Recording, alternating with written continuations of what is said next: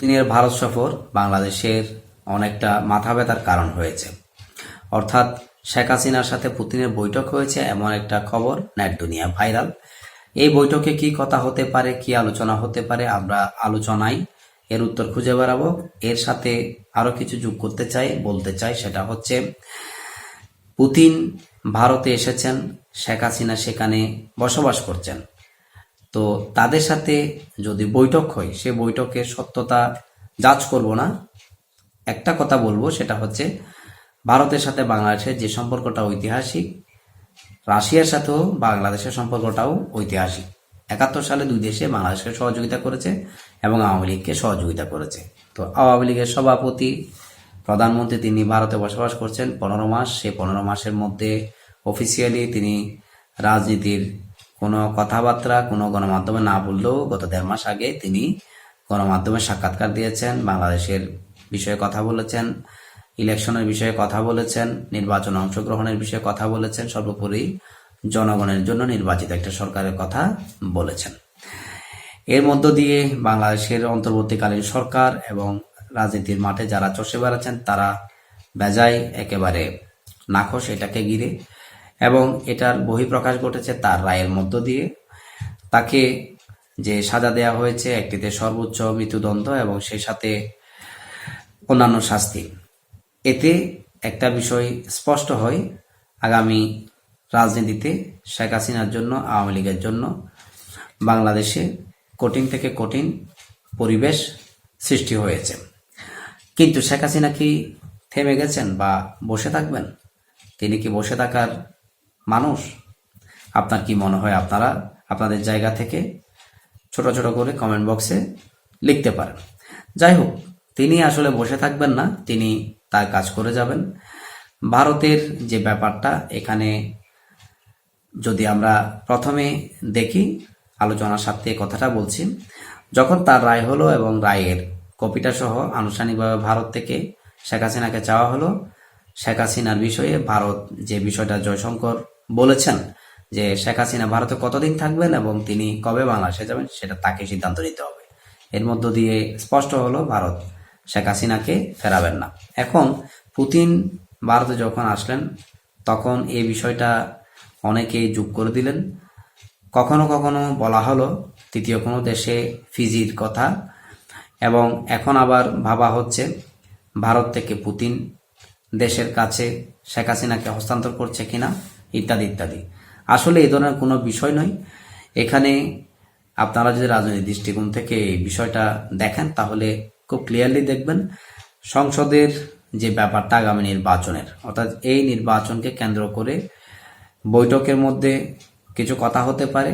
সেটা হচ্ছে আওয়ামী লীগের নিষিদ্ধকরণ, সেটাকে শিথিল, এবং আগামী নির্বাচনে সব দলের অংশগ্রহণ, এখানে আওয়ামী লীগের অংশগ্রহণ সহ তার যে চলমান মামলা, বিচার প্রক্রিয়া ইত্যাদি নিয়ে কথা বলতে পারেন, এবং গত আন্দোলনের যে বিষয়টা, সে বিষয়টাও এখানে মানে আলোচনায় আসতে পারে। এর বাইরে আর কোনো কিছুই নয়। তো এটা অনেকেই অনেকভাবে ভাবতে পারেন, তবে আমি বলবো শেখ হাসিনার সাথে পুতিনের বৈঠক, মিটিং, এটা তেমন একটা অস্বাভাবিক বিষয় নয়। এমন না যে তাদের সাথে আগে কখনো সাক্ষাৎ হয়নি বা তারা উভয়ই অপরিচিত।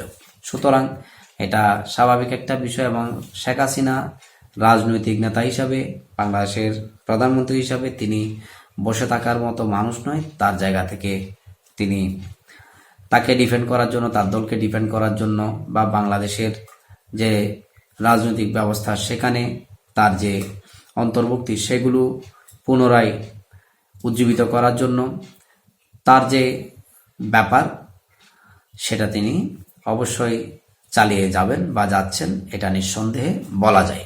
এখন পুতিন ভারতে যখন আসলেন তখন কিন্তু মোদিকে দেখা গেল খুব ওয়েল রিসিপশন দিতে, এবং প্রোটোকল ভেঙে তাকে রিসিভ করলেন। এক কথায় সম্পর্কটা অসাধারণ, যেখানে আন্তর্জাতিক অঙ্গনে আমেরিকার চাপ রয়েছে ভারত যেন রাশিয়া থেকে তেল না কিনে। এই ব্যাপারটাকে তারা একেবারে ডিনাই করে একে অপরকে খুব কাছে টেনে নিয়ে এসেছেন। রাশিয়া বলেছেন আমেরিকা নিতে পারলে ভারত কেন নিতে পারবে না, এবং ভারতও সবসময় তারা তাদের যেখানে লাভবান হবে দেশ, সেই বিষয়টাই ভাবে এবং তারা কিছু কিছু বিষয় তারাই গ্রহণ করবে, এই বিষয়টা তারা এখন জানান দিচ্ছে বিশ্বকে। কোনো ধরনের চাপ তাদেরকে চাপিয়ে দেয়া হলে সেগুলো তারা কি করবে না। যাই হোক, সেগুলো অন্য বিষয়। এই আলোচনার বিষয়টা হচ্ছে বাংলাদেশের বিষয়কে কেন্দ্র করে পুতিন শেখ হাসিনার বৈঠক যদি হয়ে থাকে সেটা সফলতার মুখ দেখবে কিনা। সফলতা ব্যর্থতার ব্যাপারটা সেটা সময়ে দেখা যাবে। এগুলো আগাম প্রেডিক্ট করা ছাড়া একেবারে ফলাফল বলা মহা দুষ্কর। তো আমি কোনো তথ্য দিইনি, এটা জাস্ট একটা বিশ্লেষণ করেছি। এই ব্যাপারটা আপনার সাথে নাও মিলতে পারে, বাটার কোনো ধরনের আপনার মতামত থাকলে কমেন্ট সেকশন খোলা আছে, আপনারা আপনাদের মতামতগুলো জানাতে পারেন।